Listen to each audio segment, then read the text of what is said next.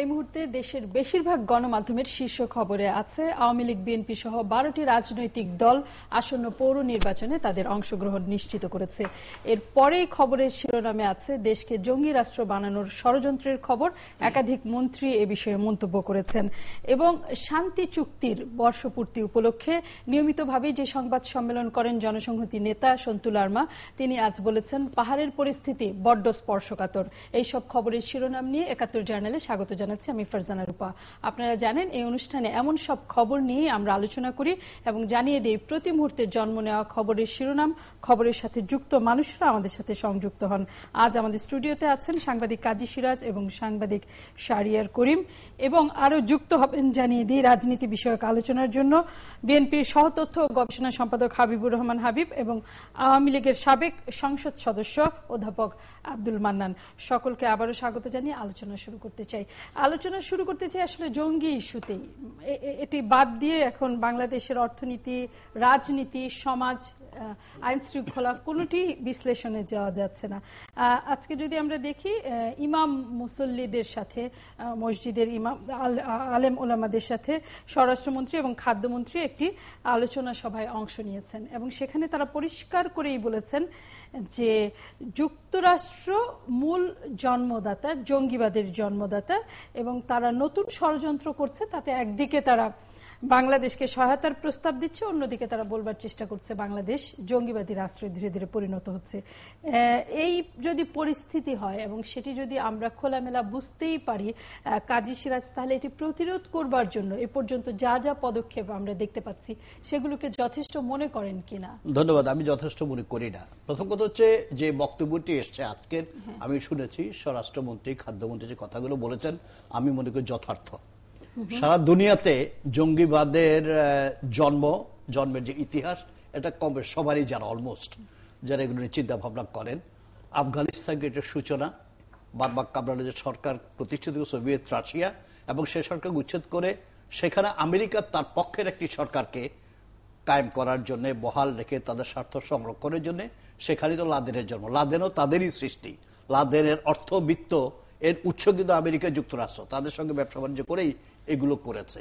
তারপরে তালেবান এইটা ওইটা যা কিছু করার সবই তারা করেছে। ইরাকে যে কাজটি করেছে সেখানেও তারা এই সাদ্দাম হোসেন তাদেরই তৈরি, তাদেরই সৃষ্টি ছিল একসময়। পরবর্তীকালে সাদ্দাম হোসেন যখন ঘুরে দাঁড়ালেন তখন শত্রু হয়ে গেল। এই সমস্ত জায়গায় সিরিয়াতে যেটা হচ্ছে, সিরিয়াতে যে তালেবান এরা সব অলমোস্ট ব্যর্থতার পথে। জনগণের মধ্যেও প্রতিরোধ এসছে, জনগণের মধ্যেও সচেতনতা বেড়েছে যে এগুলো দিয়ে দেশের অশান্তি হয়, দেশের শান্তি বিঘ্নিত হয়, জনগণের জীবন বিপন্ন হয়, ভবিষ্যৎ অন্ধকার হয় ভবিষ্যৎ প্রজন্মের জন্য। এই সমস্ত কারণে ওই সমস্ত দেশের জনগণের মধ্য থেকেও প্রতিরোধ এসছে, সচেতনতা এসছে, ফলে ওরা বিচ্ছিন্ন হয়েছে। এখন নতুন করে হচ্ছে আইএস হচ্ছে সিরিয়াতে মূলত বাশার সরকারকে সমর্থন করে। হঠাৎ করে আমি বুঝলাম না আমেরিকানরা সুন্নি মুসলমান হয়ে গেলেন কেন। ওনারা সুন্নিদের পক্ষে দাঁড়িয়ে গেলেন। সুন্নিদের দিয়ে যেটা শিয়া রাজ্য, শিয়ারা এই করছে, সব সুন্নিদেরকে অবহেলা করছে, অবজ্ঞা করছে। সুন্নিদের স্বার্থ রক্ষা করার জন্য ওরা আইএসটা করলেন। তো এটা করে মূলত উদ্দেশ্য হচ্ছে মুসলমানদের উপকার করা না, শিয়া সুন্নি বা কারো পক্ষেই না, মূলত ওই অঞ্চলের যে সম্পদ, তেল সম্পদ বিশেষ করে, সেই সম্পদটা দখলে রাখার জন্য আর যুদ্ধ খেলা বাদিয়ে তাদের উৎপাদিত যে অস্ত্র শস্ত্র এগুলোর মার্কেটটাকে সজাগ রাখা, মানে সবল রাখা, এটার জন্য এই কাজগুলো তারা করে। এবং বিভিন্ন জায়গায় যেখানে এই যে জঙ্গিবাদের প্রশ্ন আসে এরকম, তারা আইএস, আগে তালেবান এটা ওইটা বলতো, এখন আইএস বলা হচ্ছে। আইএস থাকার অর্থে হচ্ছে বিপদ। তারা আবার ওয়ার এগেইনস্ট টেরর বলে একটা মুভমেন্টে আছে, এটা সবাই স্বীকার করে। বাংলাদেশের তার স্বার্থ আছে। বাংলাদেশের যে ভূ রাজনৈতিক অবস্থান, এখানে চীন আছে, চীনের সাথে আমেরিকার দ্বন্দ্ব আছে, আমেরিকার মিত্রদের দ্বন্দ্ব আছে। চীনকে মোকাবিলা করার জন্য আবার ভারতও একটা নিজেরও একটা পরাশক্তি হিসেবে দাঁড়াচ্ছে।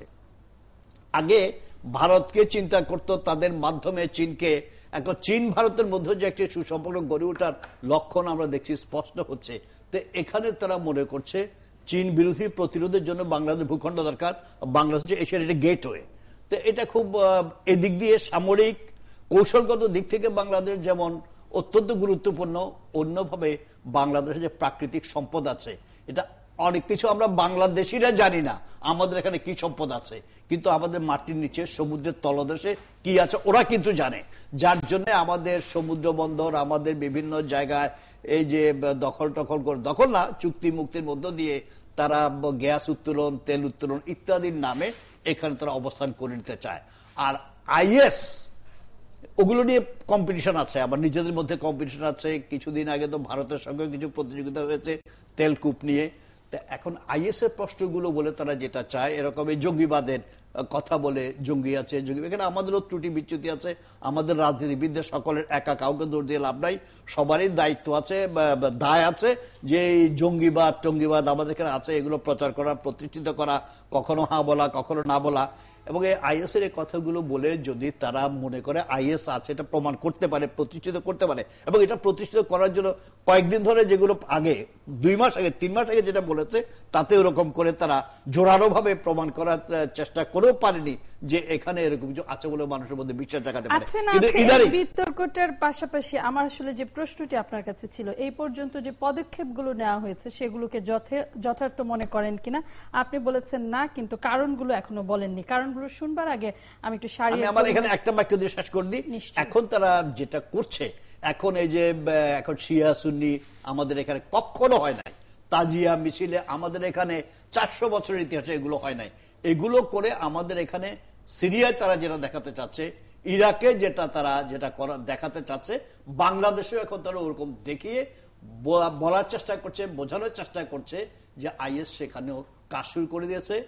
সিরিয়া যেরকম তারা আইএস কে দমন করার জন্য, সিরিয়া তো কে আছে তো বলা যায় না, বাশার আছে না, তারা আছেন ক্ষমতায়, বুঝা মুশকিল, সাহায্য করার জন্য। একইভাবে আমাদের এখানেও আইএস মোকাবিলা করার জন্য বাংলাদেশের সহযোগিতার নামে তারা এখানে একটা অবস্থান করে নিতে চায়। এবং এটার জন্য যে বগুড়া যে ঘটনাটা ঘটলো, বিভিন্ন জায়গায় এই যে পাদ্রীদের উপরে যে ঘটনাগুলো ঘটছে, খ্রিস্টান চার্চের বা ইয়েদের উপরে, এগুলো এই তাদের টোটাল এরকম একটা নোংরা ব্লু প্রিন্টের অংশ।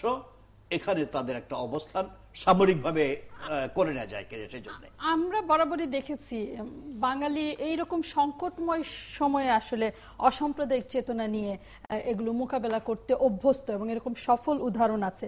বিশেষ করে শিয়া সুন্নি বাংলাদেশের জন্য অনেক দুর্বল ইস্যু হয়ে যায় না?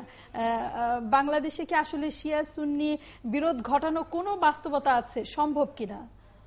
সম্ভব না, কিন্তু ব্যাপারটা হলো ধরুন বগুড়ায় যে ঘটনা ঘটেছে, যে গ্রামে ঘটেছে, সেখানে শিয়া সুন্নি প্রত্যেকে একই ঘরে, একই পরিবারের, কেউ শিয়া কেউ সুন্নি, এবং তারা থাকে, তাদের মধ্যে কোনো বিরোধ নেই। এবং তারা অনেকে জানেনও না যে এই শিয়া বলে কি বোঝা যায় বা সুন্নি হলে কি, তাতে সুবিধা কি অসুবিধা কি, এবং এদের মধ্যে যে বিরোধ থাকতে হবে সেই জিনিসটি, সেই বোধটি তাদের মধ্যে নেই, তারা সেটাই বোঝেন না।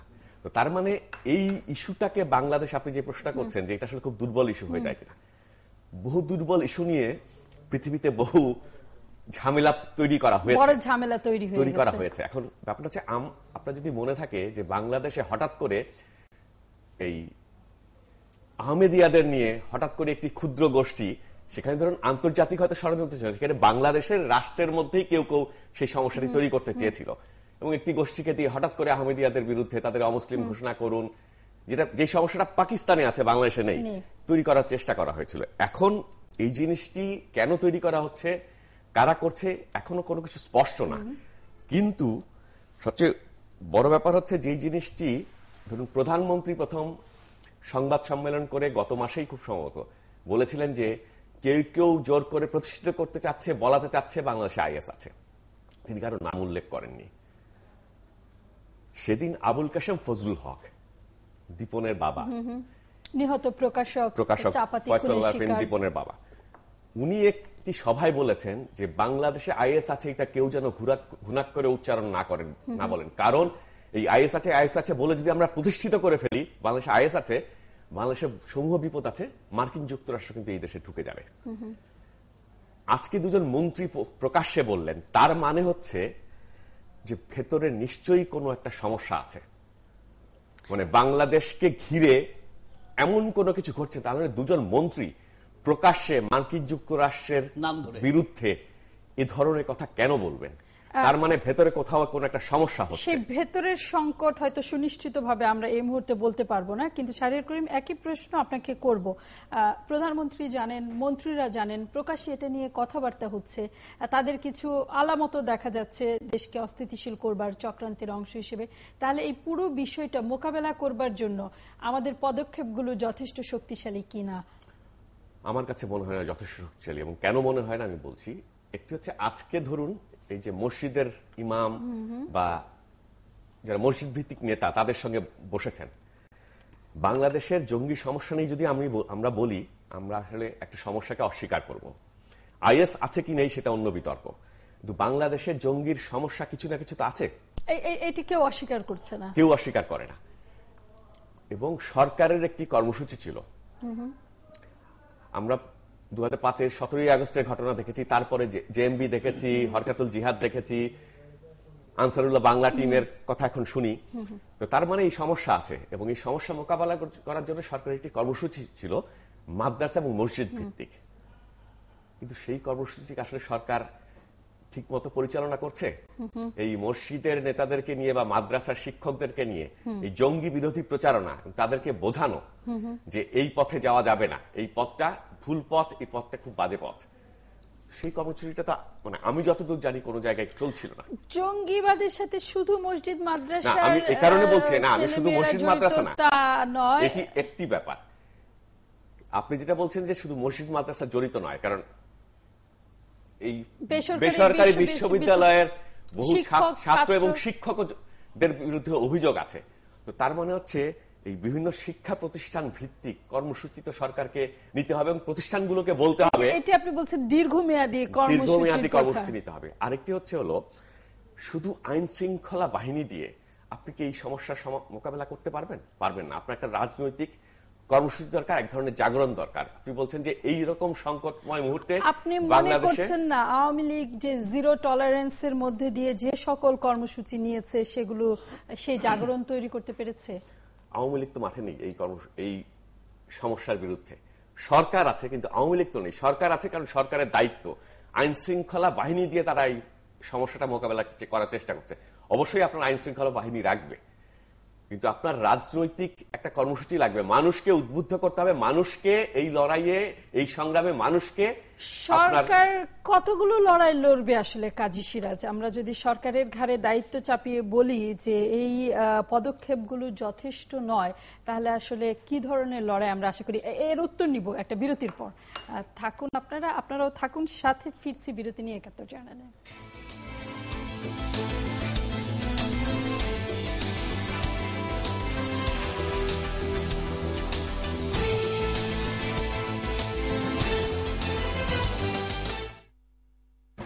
পৌর ভোট পেছানোর দাবি নাকচ করল ইসি। প্রার্থী প্রত্যয়নে প্রতিনিধির নাম জানিয়েছে 12 দল। দেশকে জঙ্গি রাষ্ট্র বানানোর ষড়যন্ত্র চলছে, অভিযোগ স্বরাষ্ট্রমন্ত্রীর। মসজিদে হামলায় 3 জন রিমান্ডে।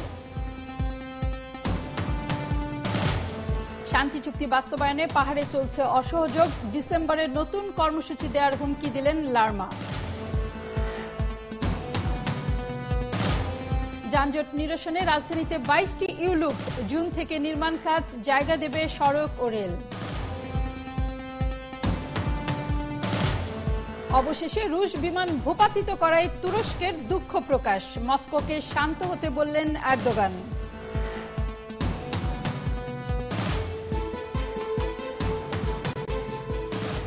বগুড়ায় শিয়া মসজিদে হামলার ঘটনায় 3 জনকে রিমান্ডে নিয়েছে পুলিশ। 2 জনকে 10 দিন করে এবং 1 জনকে 7 দিনের রিমান্ডে নেওয়া হয়েছে। তাদের মধ্যে একজন স্থানীয় জামাতুল মুজাহিদিন বাংলাদেশ জেএমবির নেতা বলে নিশ্চিত করেছে পুলিশ। আছেন ৭১ জার্নালে, আমাদের সাথে আছেন কাজী সিরাজ শাহরিয়ার করিম। বিরতির আগে কাজী সিরাজ, আপনার কাছে জানতে চেয়েছিলাম যে কেন কোন জায়গাটাতে যথার্থ মনে করছেন না, এবং সরকারের পক্ষে আসলে হুটহাট এই যে ঘটনাগুলো ঘটানো হচ্ছে দেশকে অস্থিতিশীল করবার নামে, আসলে একটার পর একটা ঘটনা নিয়ন্ত্রণ কিভাবে আসলে সম্ভব? এরকম বিচ্ছিন্ন ঘটনাগুলো এক এক জায়গায় এক একটি ঘটনা। সরকার এরই মধ্যে যে পদক্ষেপগুলো নিয়েছে তার সুফলও পাওয়া যাচ্ছে বলে তো আমরা মনে করছি, যেমন সামাজিক যোগাযোগ মাধ্যম বন্ধ রাখা।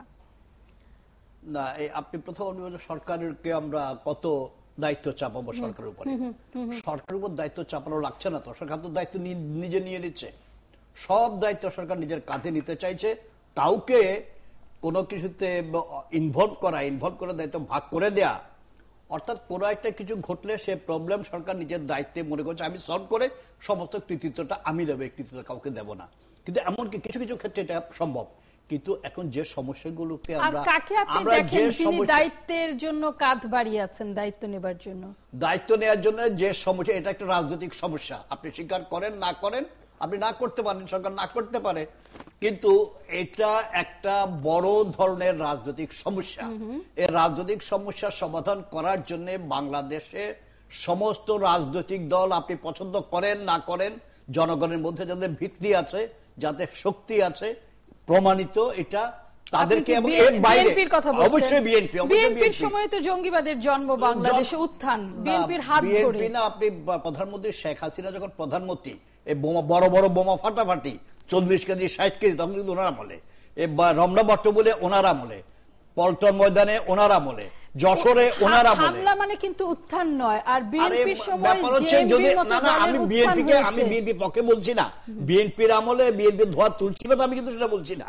আমি বলছি এগুলোর উত্থান খালি বিএনপির আমলে, এটা বলাটা আমার মনে হয় আনকাইন্ড একটা কমেন্ট হয়ে যায়। বিএনপির আমলে পরিপুষ্ট হয়েছে, বিএনপির আমলে যারা ওই সময়ে সাংবাদিকতা করেছি কাজী সিরাজ, আমরা একেবারে ধরে ধরে তালিকা করে বলতে পারবো যে উই আর লুকিং ফর শত্রুস, মিডিয়ার সৃষ্টি বলে কিভাবে জঙ্গি সংগঠনগুলোর জন্ম, এই যে আজকে যে জেএমবি এত বড় থ্রেট হয়ে উঠেছে, সেটা বিএনপির মন্ত্রীরা সরাসরি পৃষ্ঠপোষকতা দিয়েছে। চিফ মানে সস্তা দলের কিছু অভিযোগ এনে, কিন্তু মূল ঘটনাকে, এগুলো ঠিক আছে, এগুলো বড় বড় ঘটনা, এগুলোর জন্য তো নিশ্চয়ই বিএনপি সরকারকে জবাবদিহি করতে হবে, করছে। তাদের লোকজনকে কারাগারে আছে, আইনের আইনগতভাবে তাদেরকে ধরা হয়েছে, এবং আইন নিজস্ব গতিতে চলে এটার বিরুদ্ধে ব্যবস্থা অবশ্যই নেবে। এবং আমি ব্যক্তিগতভাবে মনে করি 10টা অস্ত্র, 21 যে বোমা হামলা, যে প্রধানমন্ত্রী শেখ হাসিনার উপরে যেগুলো টোটাল ঘটনাগুলো, প্রকৃত অপরাধী যারা, তাদের কঠোর শাস্তি হোক, এটা আমিও চাই। অবশ্যই বিএনপি লোকজন জড়িত থাকলে নিশ্চয়ই বিচারে তাদের সাজা হবে, শাস্তি হবে। কিন্তু আমার ঘটনা হচ্ছে, এত বেশি সংখ্যক লোক যদি এরকম ঘটনার সাথে জড়িত থাকে, সেই দলটিকে নিয়ে আপনি কিভাবে লড়াইটা লড়বেন, এটা আমার প্রশ্ন। এখন ক্ষমতায় থেকে ক্ষমতাসীনদের পক্ষে কিছু কিছু কথা বলা যায়, আবার যখন অন্যরা ক্ষমতায় আসবে, তখন এখন যারা ক্ষমতায় আছেন এবং তাদের পক্ষে যারা বলছেন, এদের কণ্ঠ আমরা তখন স্তীমিত হয়ে যেতে দেখবো। তারা তখন এখন যে কণ্ঠে কথাগুলো বলছেন, অভিযোগগুলো করছেন, তখন সেগুলো করবেন না। তখন আমরা দেখা যায় এদের বিরুদ্ধে অন্যরা খুব জোরালো কণ্ঠে এরকম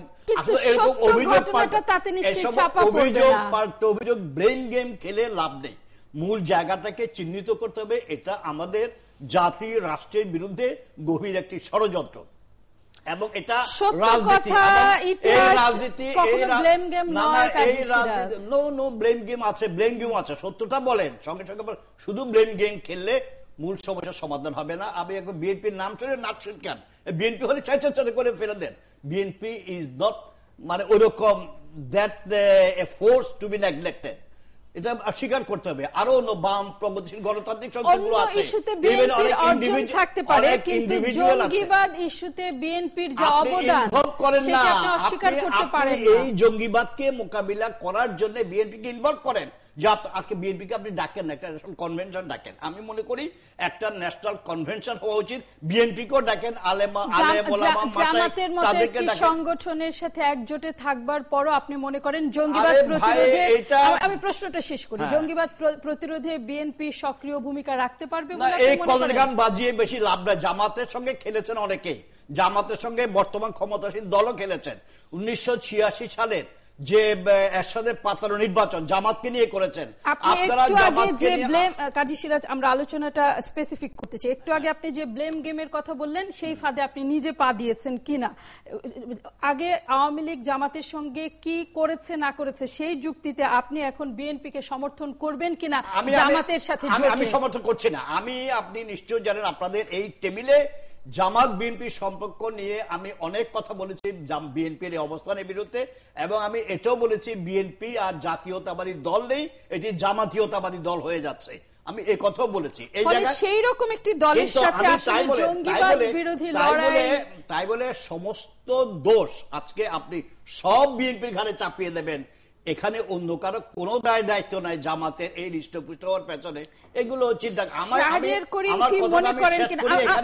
আমি একটা বাক্য শেষ করি। আমি মনে করি এই সমস্যা সমাধানের জন্য জাতীয় উদ্যোগ দরকার। আমি মনে করি একটা জাতীয় উদ্যোগে সমস্ত যারা আমি যাদেরকে মনে করি এরা এটা থাকতে পারে তাদেরকেও ডাকি, আসো তোমরা এই সমস্যা মনে করো কিনা, এই সমস্যা সমাধান করবার জন্য কি করা উচিত। জামাতকেও রাখতে চান এই আলোচনা? না, আমি জামাতকে রাখতে চান না। ধন্যবাদ। শাহরিয়ার করিম মনে করেন কিনা যে এই রকম জাতীয় উদ্যোগ যাদের আমলে জঙ্গিবাদের উত্থান হয়েছে তাদেরকে নিয়েও একই টেবিলে এর সমাধানের আলোচনা সম্ভব? আমি একটু অন্যভাবে ব্যাপারটাকে একটু ব্যাখ্যা করার চেষ্টা করি। আমি এই আলোচনায় যুক্ত করে নিতে চাই আমাদের আরো দুই অতিথিকে, হাবিবুর রহমান হাবিব, বিএনপি সহ তথ্য গবেষণা সম্পাদক, এবং বাংলাদেশ আওয়ামী লীগের সাবেক সংসদ সদস্য অধ্যাপক আব্দুল মান্নান আছেন। দুইজন বাড়িধারা স্টুডিওতে, আপনাদের স্বাগত জানাচ্ছি। নিশ্চয়ই আপনাদের কাছে ফিরবো। শাহরিয়ার করিম, আমি তো অন্যভাবে দেখবার চেষ্টা করি।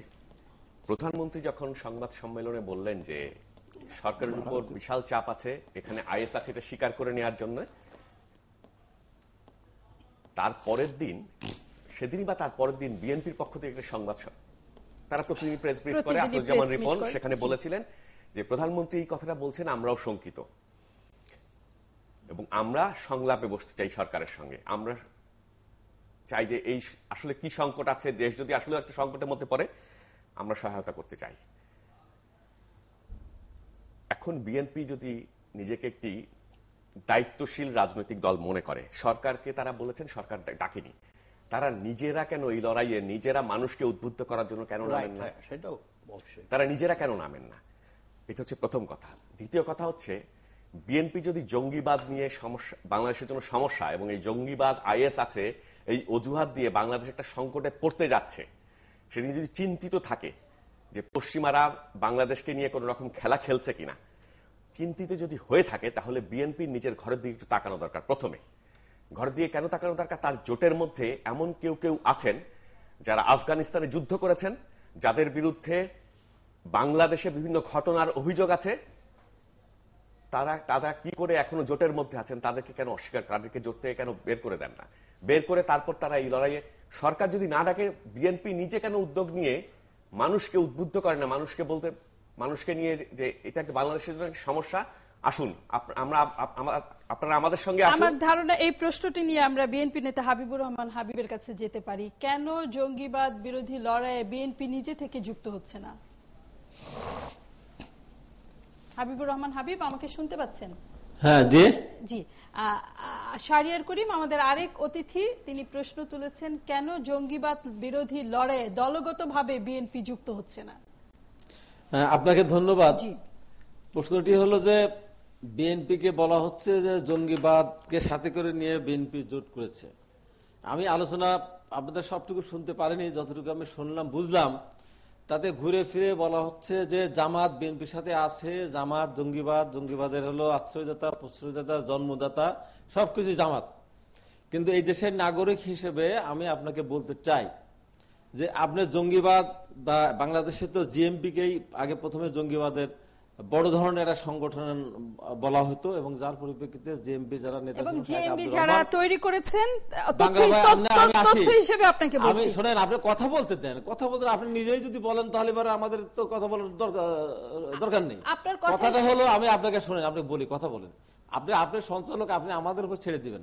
আপনি প্রতিপক্ষে একজনকে বলতে দিচ্ছেন, সে বলবে, আমি বলবো, আপনি মাঝখান থেকে আমাদের সময়টা নির্ধারণ করে দিবেন, তাহলেই কথা বলা যাবে এখানে। সেখানে যতগুলি আমি শুনতেছি, হাবিবুর রহমান হাবিব, শুনতে দেন, আপনাকে একটি তথ্য দিতে চাই, আলোচনার সুবিধা হবে। আপনি যদি বলতে না দেন, আপনি যদি সময় ধরে আলোচনা করতে পারবেন, শুরু করেন, তাহলে হবে কি করে? এটাও তো কোনো নিয়ম হলো না। আপনার এখানে দেখতে হবে জামাতকে আপনারা জবাব যাচ্ছেন। জামাতে এই যে জঙ্গিবাদে যারা শেখ আব্দুর রহমান থেকে শুরু করে বাংলা ভাই আদার্স এখন ধরা পড়ছে, সর্বশেষ জিএমপি প্রধান যে সাইদুর রহমান, এরা সব জামাত করতো। এরা জামাত করতেন, জামাতের আমির ছিলেন, আগে হয়তো ছাত্র সংঘ করেছে, কিন্তু ওনারা যখন জঙ্গিবাদে বা জিএমপিতে গেলেন তখন জামাত পরিত্যাগ করে তারা গিয়েছেন, কারণ জামাতের সাথে তাদের আদর্শের মিল পড়ে নাই। কারণ জামাত যখন প্রথমে ধর্মভিত্তিক রাজনীতি করে, জামাতের কথা ছিল তারা ইসলামে ইয়েতে চলবে এবং সেখানে নারী নেতৃত্ব নিয়ে নানান ভোট টোট সবকিছু নিয়ে তাদের কিছুটা কথাবার্তার ভিতরে যে জিনিসটা ছিল সেটা যখন এরা যখন কট্টর হয়ে গেল, যেমন নারী নেতৃত্ব মানি না, আমরা ভোট মানি না, আমরা খেলাফত কায়েম করতে চাই, তখন তারা জামাতের সঙ্গে বের হয়ে গেছে। জামাত থেকে বের হয়ে গিয়ে তারা জঙ্গিবাদে জঙ্গি হয়েছে। জামাতের এখানে কি দায়িত্ব আসলো? আর বিএনপি কে বলা হচ্ছে বিএনপি হাবিবুর রহমান হাবিব, আপনার সহযোগিতা দরকার অনুষ্ঠানটি চালানোর জন্য। আব্দুল মান্নানও মনে করেন কিনা যে জেএমবির মতো একটি সংগঠন গড়ে তোলার পেছনে জামাতের কোনো দায়-দায়িত্ব নেই? ধন্যবাদ রূপা আপনাকে। আজকে আমার একটু আনন্দ লাগছে যে আমার অনুজ প্রতিম, আমার সংগঠনের নেতা হাবিবুর রহমান হাবিব, ডাকসুর ভিপি, ছাত্রলীগের সভাপতি, তার সাথে আমি কথা বলতে হচ্ছে এবং সেই কথা বলতে গিয়ে তার মতের সাথে আমার মত মিলাতে পারছি না। কারণ আপনার জেএমবি আর জামাতের ভেতরে আমার দৃষ্টিতে কোনো তফাৎ নেই। কারণ ছাত্র শিবির জামাতের একটা ছাত্র সংগঠন, একটা অঙ্গ সংগঠন, কিন্তু তাদের যে কর্ম, সেই কর্মে আপনি দেখবেন যে তারাই জেএমবি এবং জেএমবির যারা তারাই ছাত্র শিবির। ফলে আমি হাবিবুর রহমান হাবিবের সাথে এই ব্যাপারে একমত পোষণ করি না। এবং আমি আলোচনা শুনছিলাম, একটি কথা আমাকে না বলে পারছি না, সেটা হচ্ছে যখন সালাউদ্দিন কাদের চৌধুরীর ফাঁসি হলো তখন বিএনপির মুখপাত্র ডক্টর রিপন বললেন যে এটা ঠিক হয়নি, বিচারটা ঠিক হয়নি। তাহলে আমি কি বলতে পারি একজন মুক্তিযোদ্ধা হিসেবে, মুজিবনগরের লোক হিসাবে, যে তাহলে ওনার ফাঁসি না দিয়ে ওনাকে কি স্বাধীনতা পদক দিলে বিএনপি খুশি হতো? বিএনপির যে সার্বিক যে গেস্টার, সে গেস্টার বলছে যে তারা জামাতের সঙ্গে একাত্মতা ঘোষণা করেছে এবং জামাত, জেএমবি, শিবির এবং এই দেশের যে সমস্ত সন্ত্রাসী, ধর্মীয় সন্ত্রাস যেগুলো নামে যেসব অঘটন ঘটানো হচ্ছে, সেখানে সর্বোপরি জামাত এবং বিএনপি এক হয়ে করছে বলে আমি ব্যক্তিগতভাবে পরিষ্কার। অধ্যাপক মান্নান, কাজী সিরাজ, সালাউদ্দিন কাদের চৌধুরীকে পরিচ্ছন্ন রাজনীতিবিদ বলা বা তার ফাঁসিকে সমর্থন না জানানো মানে কি যুদ্ধাপরাধীদের বিচারের বিরুদ্ধে যাওয়া বা জামাতের কর্মকাণ্ডকে? এই প্রসঙ্গটা নিয়ে এর আগে দুবার আমি এখানে আলোচনা করেছি। সালাউদ্দিন কাদের চৌধুরীর সঙ্গে কয়েকটা কথা। একটা হচ্ছে সালাউদ্দিন কাদের স্বাধীনতা সার্বভৌমত্বের কন্ট্রিবিউশন ছিল। তারপর বলেছে গণতন্ত্রের প্রতি তিনি আপোষহীন ছিলেন। তারপর ছিল সালাউদ্দিন কাদের চৌধুরী অপরাধী নন। এখান থেকে যদি শুরু করি, আপনাদের মনে আছে, আপনাদের এই চ্যানেলও দেখানো হয়েছে, দৈনিক ইংরেজি দৈনিক ডেইলি স্টারে 7/9/2012 বাবু একজন মুক্তিযোদ্ধা যারা সালাউদ্দিন কাদের চৌধুরীকে হত্যার জন্য আক্রমণ করেছিলেন তার একটা সাক্ষাৎকার প্রকাশিত হয়েছিল। সেই সাক্ষাৎকারে তিনি বলেছিলেন, যুদ্ধ চলাকালে জিয়াউর রহমান সাহেব 18 জনের একটি তালিকা করে তাদের হত্যার জন্য পাঠিয়েছিলেন। অর্থাৎ 71 সালে জিয়াউর রহমান যাদেরকে মৃত্যুদণ্ড দিয়েছিলেন অপরাধী বলে হামলা করা হয়েছে, এখন জিয়াউর রহমান প্রতিষ্ঠিত দল বলছে তিনি অপরাধী নন। তাইলে অপরাধী যদি কোনটা ঠিক? বিএনপি এখন যেটা বলছে এটা ঠিক, না জিয়াউর রহমান যাকে অপরাধী বলেছিলেন জিয়াউর রহমান এটা ঠিক? এক। আর 2 নম্বর হচ্ছে তিনি তার অপরাধ যেটা করেছে, অপরাধী যদি না হন তাইলে তিনি কাজ করেছিলেন পাকিস্তানের পক্ষে, তিনি পাকিস্তানের পক্ষে দেশপ্রেমিক ছিলেন। এখন দুটো জিনিস, একটা হচ্ছে আইডিওলজিক্যাল, আপনার থিওরিটিক্যালি পাকিস্তান রাষ্ট্র ইত্যাদি, আরেকটা হচ্ছে বিরোধিতা করা। আমি বক্তব্য শেষ করি, সেটা হচ্ছে অপরাধী নয় বলার অর্থ হচ্ছে পাকিস্তানের পক্ষে কাজ করাটা সালাউদ্দিন কাদের চৌধুরীর অপরাধ ছিল না। তাইলে মুক্তিযুদ্ধের পক্ষে, স্বাধীনতা যুদ্ধের পক্ষে কাজ করে জিয়াউর রহমানকে অপরাধ করেছিলেন। বিএনপিকে এগুলো জবাব দিতে হবে। এই স্টেটমেন্ট মানে আমার মনে হয় সালাউদ্দিন কাদের চৌধুরী জীবিত থেকে বিএনপির যত ক্ষতি করে নাই, সালাউদ্দিন কাদের চৌধুরীর মৃত্যুর পরে বিএনপির এই স্টেটমেন্টের মাধ্যমে সালাউদ্দিন কাদের চৌধুরী বিএনপির অনেক বেশি ক্ষতি করেছে। এটার জন্য আর গণতন্ত্র, এরশাদের মতো একজন প্রতিষ্ঠিত স্বৈরাচারের সঙ্গে মন্ত্রিত্ব করে, হাবিবুর রহমান হাবিব তো জানেন, ওনাদের এই যে গণতন্ত্রের মিছিলে ট্রাক তুলে দিয়েছে, ডক্টর মিলনকে হত্যা করেছে, এই সমস্ত কর্মকাণ্ডের সঙ্গে স্বৈরাচারী শাসনকে পাকাপোক্ত করার জন্য যিনি কন্ট্রিবিউট করেছেন, এখন গণতন্ত্রের ব্যাপারে তিনি আপোষহীন ছিলেন, এটা কেমন করে বিএনপি বলল আমি জানি না। এগুলোর জবাব বিএনপি কর্মীদের কাছে বিএনপিকে দিতে হবে, আজ না হোক কাল না হোক। কাজী সিরাজ, আব্দুল মান্নান যে কথাটি বলেছেন যে সালাউদ্দিন কাদের চৌধুরীর অপরাধকে না দেখতে পেয়ে একদিকে জামাতকে, যুদ্ধ অপরাধীদেরকে সমর্থন করেছে বিএনপি, বিষয়টি কি তাই? এটির সাথে আপনি একমত কিনা? আমি এটা আপনি নিশ্চয় লক্ষ্য করবেন, এটা ফাঁসি পড়ে না, এটা একসাথে গেছে। মানে ফাঁসির 2 দিন পরেই বিএনপি স্থায়ী কমিটির একজন সদস্য ব্রিগেডিয়ার হান্নান শাহ, তিনি যে বক্তব্যটা রেখেছেন, তিনি একসঙ্গে সালাউদ্দিন কাদের চৌধুরী এবং আলী হাসান মোহাম্মদ মুজাহিদের ফাঁসির ব্যাপারে একই মন্তব্য করেছেন। অর্থাৎ এ ব্যাপারে তারা একই ওপিনিয়ন হোল্ড করেন। এখানে সালাউদ্দিন কাদের চৌধুরী, আলী হাসান মোহাম্মদ মুজাহিদ, মতিউর রহমান নিজামীকে তারা আলাদা করে দেখছেন না। এটা খুবই দুর্ভাগ্যজনক, এটা খুবই দুর্ভাগ্যজনক। তাই আপনারা সালাউদ্দিন কাদের চৌধুরী, মুজাহিদ, নিজামী কাউকে আলাদা করে দেখেন না? না, এখানে আপনি যেভাবে আলোচনাটা চালাচ্ছেন, জি, তো এইভাবে আলোচনাটা যদি আপনারা করেন তাহলে পরে আমাদের না আসা ভালো। তা আপনারা 3-4জন হলেন আপনারা এক দলের, আপনি ওই দলের 2 জনের সমান একজন, তাহলে 3 জন 5 জন হলেন। তো 5 জনের সাথে একজনকে যদি আপনি কথা বলতে পারেন এবং সময় না দেন, তাহলে তো এই সমস্ত আলোচনা করে জাতি বিভ্রান্ত হবে। আজকে যে কথাটি বলা হচ্ছে যে বিএনপিকে মিলানো হচ্ছে জামাতের সঙ্গে, বিএনপিকে মেলানো হচ্ছে স্বাধীনতা যুদ্ধের বিরোধিতাকারীর সাথে, বিএনপি, সিরাজ ভাই যেভাবে কথা বললেন, এই প্রশ্নটা এইভাবে না আনাটাই ভালো। এই কারণে সিরাজ ভাই একজন প্রবীণ সাংবাদিক, আমার অত্যন্ত প্রিয় মানুষ। জিয়া রহমানকে এখানে এইভাবে নিয়ে আসা, জিয়া রহমান তাহলে ওই যে 18 জনের লিস্টের কথা বললেন, এখানে একটা জিনিস আপনাদের মনে আছে যে আমি যেটা রায় হয়ে গিয়েছে সেই রায় সম্বন্ধে কথা বলে এখানে বিতর্ক সৃষ্টি করতে চাই না। তবে একটা জিনিস এটাও তো সত্য, সালাউদ্দিন কাদের চৌধুরী ফাঁসি হওয়ার পরে যেভাবে ফুল ছিটানো হচ্ছে, যেভাবে মিষ্টি বিতরণ করা হচ্ছে, যেভাবে একজন মৃত মানুষের চরিত্র হনন করা হচ্ছে। হ্যাঁ, এখন আপনি আমাকে প্রশ্ন করতে পারেন তাহলে একজন যুদ্ধ অপরাধের চরিত্র হনন করবই, তারপরেও একটা লোক কি মানে খারাপ হলে কি তার কি কোনো গুণ ছিল না? সেই দেশে 6 বার পার্লামেন্টের মেম্বার হয়েছেন।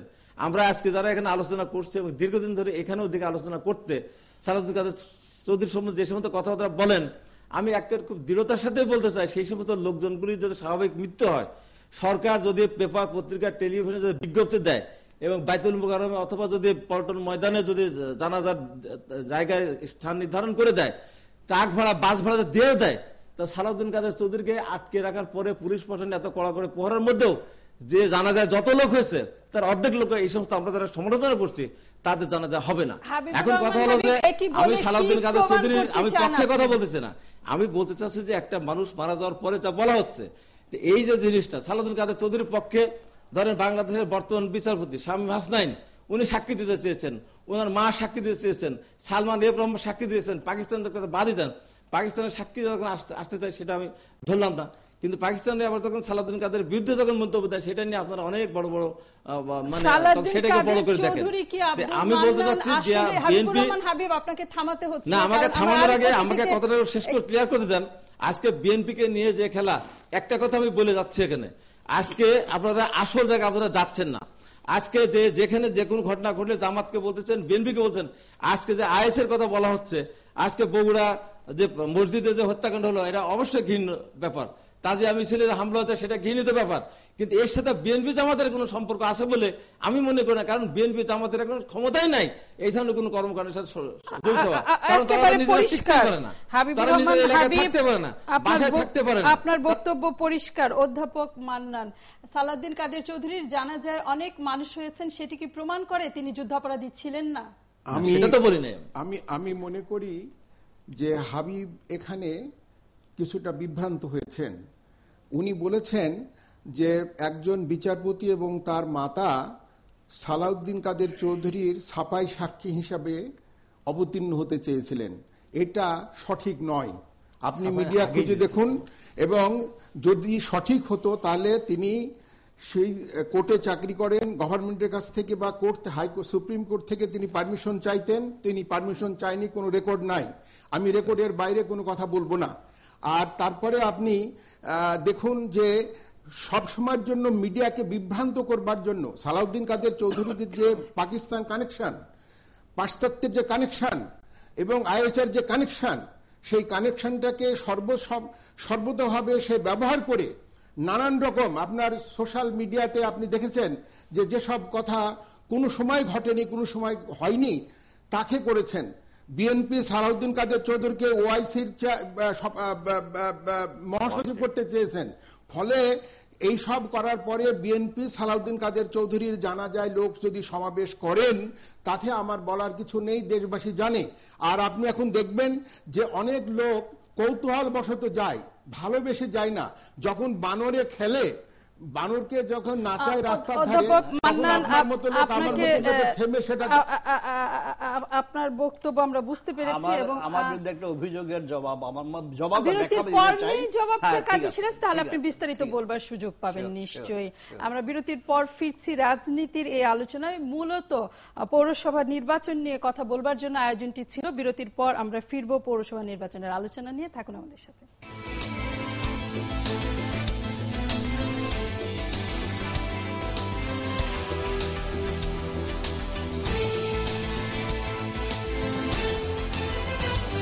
আগামী 30 ডিসেম্বরের পৌর নির্বাচনে আওয়ামী লীগ, বিএনপি সহ 12টি দল অংশগ্রহণ নিশ্চিত করেছে।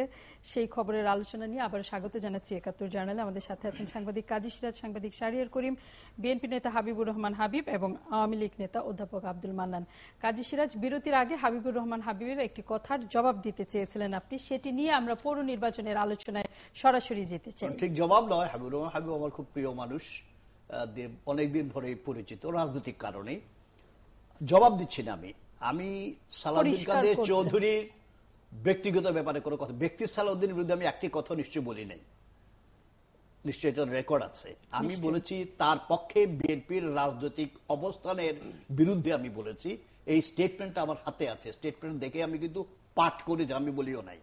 সেই স্টেটমেন্টে যে কথাগুলো আছে, আমি 71 সালে, আমার বয়স তখন 25+, আমি মুক্তিযুদ্ধের সঙ্গে ছিলাম এবং আমি লেখাপড়া করেছি চট্টগ্রামে। তো কাজে আমার মনে হয় হাবিবুর রহমান হাবিব এটা শিখে রিকগনাইজ করবেন। এই সমস্ত বিষয়গুলো, ওনার ব্যাপারগুলো পার্টিকুলারলি আমার কিছু জানার সুযোগ ছিল। তো এখন আমি মনে করি এই যে ওনার স্বাধীনতার মধ্যে যে কথাগুলো আমি বললাম, রাজনৈতিক কথা বলেছি, অন্য কোনো কারণ আমার মনে হয় ব্যক্তিগতভাবে মনে করি এতে বিএনপির ক্ষতি হয়েছে, দলগতভাবে বিএনপি ক্ষতিগ্রস্ত হয়েছে। বিএনপির প্রতি এখন অনেকে তো দরদি হয়েছেন বিএনপির। তো এখন বিএনপির সঙ্গে সাংগঠনিক ডিসিপ্লিনের বাইরেও বহু লোক আছে যারা বিএনপিকে ভালোবাসে, বিএনপির প্রতি অনুরাগী, বিএনপির ভালো চায়, এরকম লোকও আছে। এদেরকে তারা অগ্রাহ্য করে, ইগনোর করে, রিকগনাইজ করতে চান না। তো এখন বিএনপি পরের যে স্টেটমেন্টটা ছিল, পরদিন যে স্টেটমেন্টটা ছিল, আমি মনে করি ওইটা ভেবে চিন্তে স্টেটমেন্টটা দেওয়া হয়েছিল। নিশ্চয়ই এটার ব্যাপারে কথাবার্তা হয়েছে, সর্বনাশ হয়ে গেছে। পরের বক্তব্যটা সব বলা হয়েছে পরিবারের পক্ষ থেকে, পরিবার থেকে বলা হয়েছে, পরিবার বলেছে, পরিবার জানিয়েছে। সেই স্টেটমেন্টটা that was a political statement. ওইটা নিয়ে তো এই কথাগুলো আসেনি, কথা আসছে এই বিষয়গুলো নিয়ে। তো আমার মনে হয় আমি ব্যক্তি সালাউদ্দিন কাদের চৌধুরীর বিরুদ্ধে কোনো কথা বলিনি। আমি বলেছি তার পক্ষে বিএনপি যে রাজনৈতিক অবস্থানটি এই স্টেটমেন্টে নিয়েছে, এই স্টেটমেন্টটি, এই অবস্থানটি বিএনপির জন্য ক্ষতিকর হয়েছে। আমার মনে হয় এই প্রসঙ্গে আমার ব্যাখ্যাটা আমি দিতে পেরেছি, জানি না। এবার নির্বাচন, পৌর নির্বাচন প্রসঙ্গে কি এখন বলবো না পরে আমরা আসবো। হাবিবুর রহমান হাবিব, আপনার কাছে কি কাজী সিরাজের প্রসঙ্গটি পরিষ্কার? তাহলে আমরা পৌর নির্বাচন প্রসঙ্গে যাব, নাকি আপনি কিছু যুক্ত করতে চান? না, সিরাজ ভাই যে কথাটি বলেছেন, সিরাজ ভাই বলছেন যে আমি তো আমার কোনো কথা বলি নাই, এবং যে স্টেটমেন্টের কথা বললেন সেটা সালাউদ্দিন কাদের চৌধুরী তার একটা লেখার মধ্যে শেষ জবানবন্দি সে বলে গিয়েছিলেন যে আমি কোনো রাজনীতি করতাম না, আমি ছাত্র সংগঠনের নেতা ছিলাম না, আমি মুসলিম লীগের নেতা ছিলাম না, আমি 1971 সালের 7ই মার্চের বঙ্গবন্ধুর ভাষণ শুনতে আমি গিয়েছিলাম। হয়তো আসাদুজ্জামান রিপন সেই সমস্ত কথার পরিপ্রেক্ষিতে, যে উনি বিশ্ববিদ্যালয়ের ছাত্র ছিলেন, ওনার বাবা প্রেসিডেন্ট ছিলেন না, ওনার বাবা সেই সময় মুসলিম লীগের ক্ষমতা ছিল না, উনি ছাত্র রাজনীতি করতেন না, সবকিছু মিলে হয়তো উনি ওনাকে ডিপেন্ড করেছেন, সেই আলোকে হয়তো বলেছেন। যাক, সে কথা যেটা বলেছে সেটা তো ধরেন যে যার যার ব্যাখ্যা যে যেমন ভাবে নিবে। শেষ কথাটা আমি আরেকটি কথা বলতে চাই সেই প্রসঙ্গে, যে সালাউদ্দিন কাদের পরিবার যেটি বলেছেন আর কি। আমি একটি টক শোতে যেদিন ফাঁসি হলো, পরের দিনই আমি একদিন টক শোতে ছিলাম, তো সেখানে আমি বলেছিলাম যে একটা মানুষের ফাঁসি হয়ে গেল, ফাঁসি হওয়ার পরে তার ব্যাপারে যে কথাটা, যে নাটকটা হলো যে উনি প্রাণ ভিক্ষা চেয়েছেন, আমি সেদিন বলেছিলাম যে প্রাণ ভিক্ষা চেয়েছেন সালাউদ্দিন কাদের চৌধুরীর সঙ্গে আমি চলে ফিরে যা দেখেছি, উনি নিশ্চয়ই জানেন 6 বারের সংসদ সদস্য উনি প্রাণ ভিক্ষা এখানে পাবেন না, তাহলে উনি কেন চাবেন?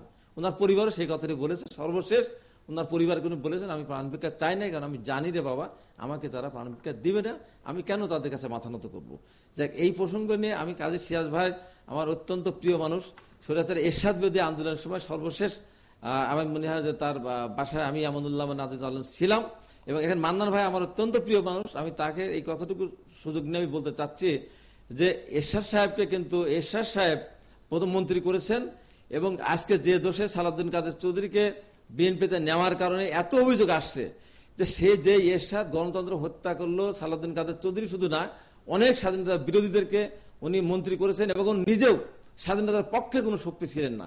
সেই স্বৈরাচারী এরশাদ একদিকে স্বাধীনতার পক্ষের শক্তি না, আর একদিকে স্বৈরাচার অবৈধ ক্ষমতা দখল করে সে স্বাধীনতার বিপক্ষের মন্ত্রী করেছে।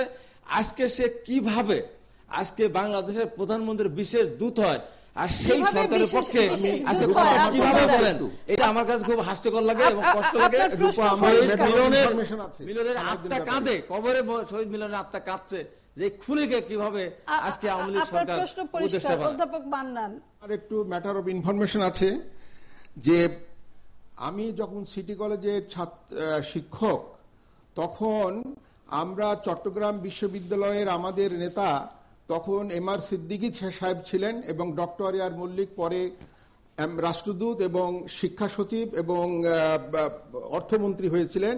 তিনি চট্টগ্রাম বিশ্ববিদ্যালয়ের ভাইস চ্যান্সেলর, আনিসুজ্জামান সাহেবরা সহ আমরা সবাই গহিরা হয়ে সালাউদ্দিন কাদের চৌধুরীর হয়ে আমরা কুণ্ডেশ্বরীতে অবস্থান নেই। আমরা তখন ভারতের দিকে পালিয়ে যাচ্ছি, এবং আমি তো জুনিয়র মানুষ ছিলাম তখন। আনিসুজ্জামান, প্রফেসর আলী হাসান, ডক্টর এয়ার মল্লিক, রশিদ হায়দার, এরা সবাই নতুন বাবুকে অনুরোধ করলো যে আপনিও চলুন আমাদের সাথে, আপনার বাড়িতে আমরা আছি, আপনি চলুন। উনি বললেন যে আমি আমার মাকে রেখে, আমার মাটিকে রেখে আমি যাব না। আমরা চলে গেলাম, এবং যাওয়ার পরের দিনই আমরা শুনতে পেলাম যে সালাউদ্দিন কাদের চৌধুরী নিজে নতুন বাবুকে হত্যা করেছেন, এবং সেই সাক্ষীটা প্রফেসর আনিসুজ্জামান কোর্টে দিয়েছেন। এবং যখন সাক্ষীটা আনিসুজ্জামান দিতে চান, তখন সালাউদ্দিন কাদের চৌধুরী ব্যঙ্গ করেছেন। এটা ম্যাটার অফ ইনফরমেশন আমি দিচ্ছি, স্টেটমেন্ট করছি আমি। এরশাদ প্রসঙ্গে আপনার বক্তব্য জানতে চাই অধ্যাপক মান্নান। অভিযোগ করেছেন হাবিবুর রহমান হাবিব, এরশাদ রাজনীতিতে এরশাদের মতো ঘৃণিত লোক খুব কম আছে। এটা হচ্ছে আমার ব্যক্তিগত আমার মত। কারণ এরশাদ বিরোধী এবং আমাদের রাজনীতিকে যে আজকের অবস্থায় নিয়ে গেছে, তার জন্য এরশাদ খুব একটা নিজের দায়কে তিনি অস্বীকার করতে পারবেন না। এবং একটি মানুষের দৃঢ়তা, তার সততা, তার চারিত্রিক দৃঢ়তা, একটি মানুষ যদি নিজে সৎ চরিত্রের অধিকারী না হয়, তাহলে পারে সে একটা জাতিকে সততার দিকে, নিষ্ঠার দিকে, প্রগতির দিকে সে নিতে পারে না। সে এর বেশি আমি আর বলতে চাই না। এখন আপনি আমাকে বলবেন যে আপনাদের সাথে কেন আছে, রাজনৈতিক কৌশলে তো অনেক কিছু হয়, সে নিয়ে আমি কিছু বলিনি। কিন্তু এসব সম্পর্কে এটা আমার দলের স্ট্যান্ড কিনা আমি জানি না, এটা আমার নিজস্ব মতটা আমি আপনাকে পরিষ্কার। অধ্যাপক আব্দুল মান্নান, পৌরসভা নির্বাচন নিয়ে শাহরিয়ার করিম অনেকক্ষণ আপনি অপেক্ষা করে আছেন, এবং ধন্যবাদ আপনার ধৈর্যের জন্য। পৌরসভা নির্বাচন নিয়ে বিএনপি 4টি শর্ত দিয়েছে, এবং আজকে নির্বাচন বিশেষজ্ঞ তোফাল আহমেদ 71 টেলিভিশনকে দেওয়া সাক্ষাৎকারে বলেছেন কেন বিএনপি এই সকল কথা গণমাধ্যমে বলছে, কেন প্রশাসন বা নির্বাচন কমিশনের কাছে যাচ্ছে না এই সকল বক্তব্য নিয়ে। সেটা আমারও প্রশ্ন। বিএনপি এই নির্বাচনে যাওয়ার জন্য কতগুলো শর্ত দিয়েছে, শর্ত সাপেক্ষে তারা নির্বাচনে যাবে। কিন্তু আজকে তো তারা তাদের প্রতিনিধি যে যার কাছ থেকে প্রত্যয়নপত্র পাওয়া যাবে তার নাম নির্বাচন কমিশনে দিয়েছে, কিন্তু তারা কিন্তু নির্বাচন কমিশনকে তাদের যে শর্তগুলো সেগুলো নিয়ে কোনো চিঠি দেয়নি আমি যতটুকু জানি। আনুষ্ঠানিকভাবে নির্বাচন কমিশনকে তারা কিন্তু এই জিনিসগুলো জানায়নি, তারা শুধু সংবাদ মাধ্যমকে জানিয়েছে। তা আমি জানি না বিএনপির এই অবস্থানটা কেন, কি কারণে। বিএনপি যে নির্বাচনে যাচ্ছে আমার মনে হয় এটা একটা ভালো লক্ষণ।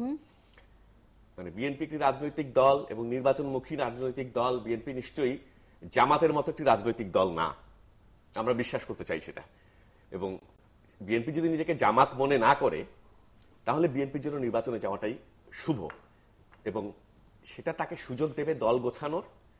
এবং বিএনপি তো আসলে 5ই জানুয়ারি নির্বাচন না করে তারা নির্বাচন প্রতিহতও করতে পারে নাই, নির্বাচনও করে নাই, না করে তারা আনুষ্ঠানিক রাজনৈতিক প্রক্রিয়ার বাইরে পড়ে গেছে। তো তাকে তো যদি আনুষ্ঠানিক রাজনীতি করতে চায়, সাংবিধানিক রাজনীতি করতে হয়, তাহলে তাকে এই প্রক্রিয়ার ভেতরে আসতে হবে। আসতে হলে নির্বাচনই হচ্ছে একমাত্র মাধ্যম, যার মধ্য দিয়ে তারা এই আনুষ্ঠানিক রাজনৈতিক প্রক্রিয়ার মধ্যে আসতে পারবে। ফলে বিএনপিকে একভাবে আপনি মনে করছেন যে এটি ইতিবাচক ফল বয়ে আনবে বিএনপি? আমার মনে হচ্ছে তাই। আমরা এ নিয়ে বিস্তারিত আলোচনা, প্রত্যেকেরই মন্তব্য শুনতে চাইবো আলাদা আলাদা করে। কাজী সিরাজ, হাবিবুর রহমান হাবিব এবং অধ্যাপক আব্দুল মান্নানের, আপনারাও নিশ্চয়ই শুনতে চাইবেন সে মন্তব্য। বিরতির পর ফিরছি।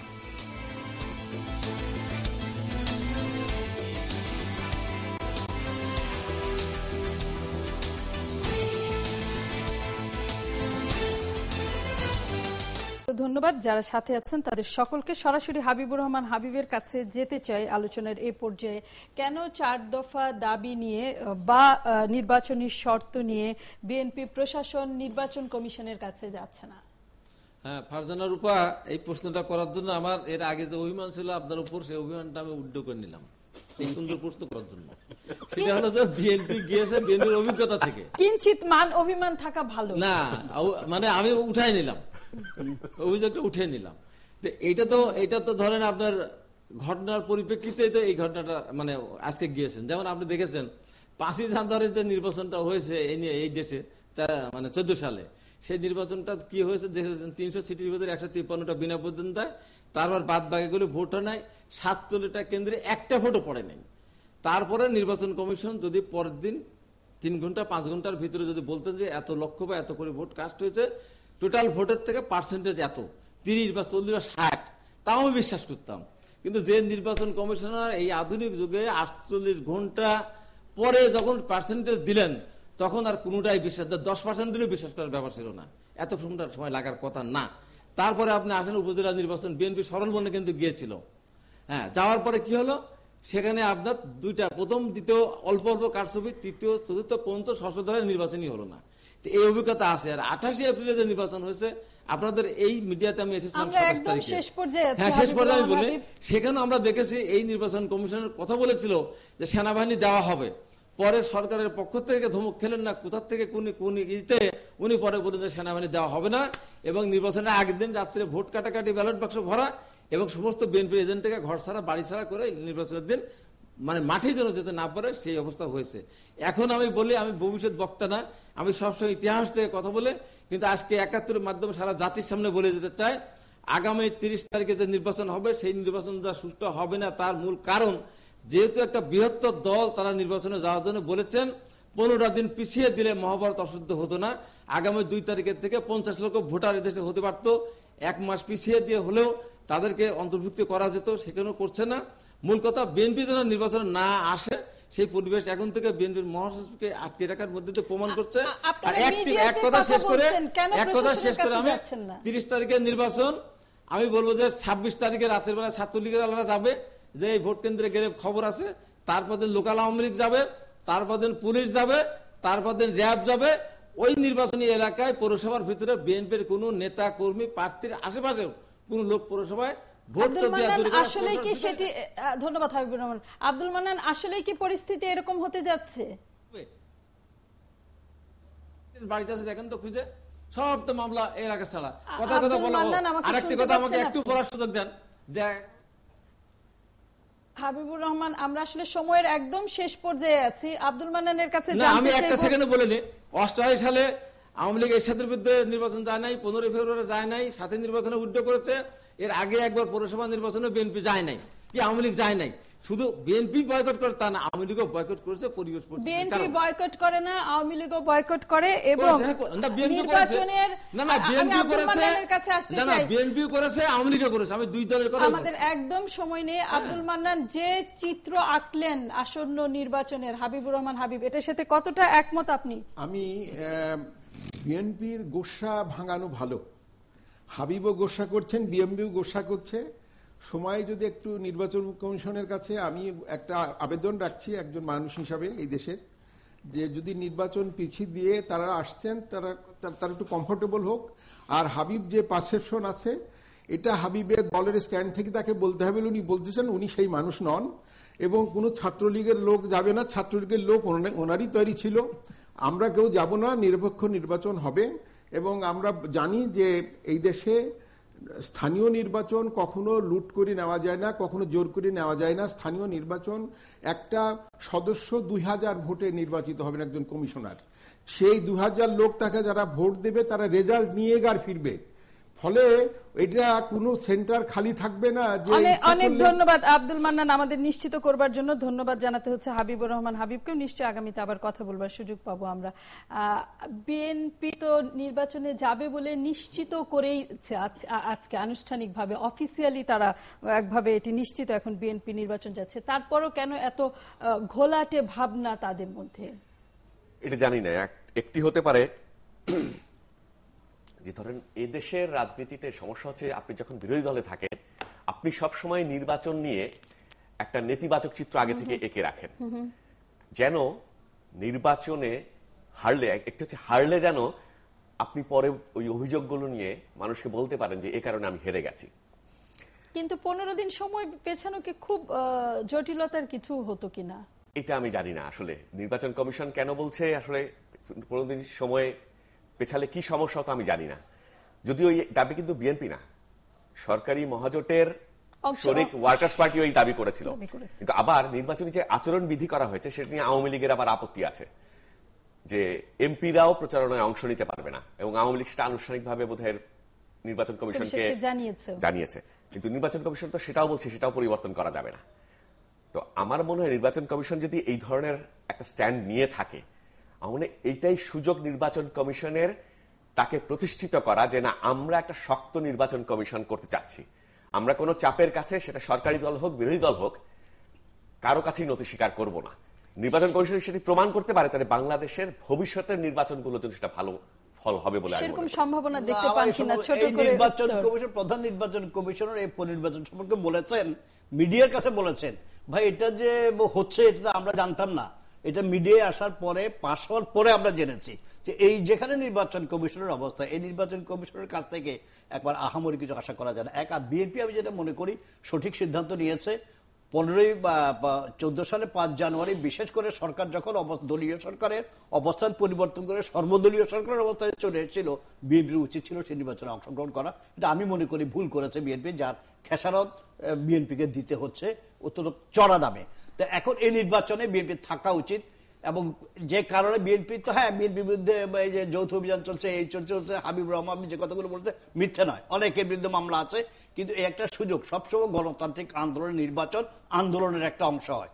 এই নির্বাচনে অংশগ্রহণ করে দলকে চাঙ্গা করা যায়, কর্মীদেরকে সক্রিয় করা যায়। অন্তত নির্বাচনকালীন সময় পর্যন্ত সরকার আর এরকম মাসিভ অ্যারেস্ট ফেরেস্ট করবে বলে আমার মনে হয় না।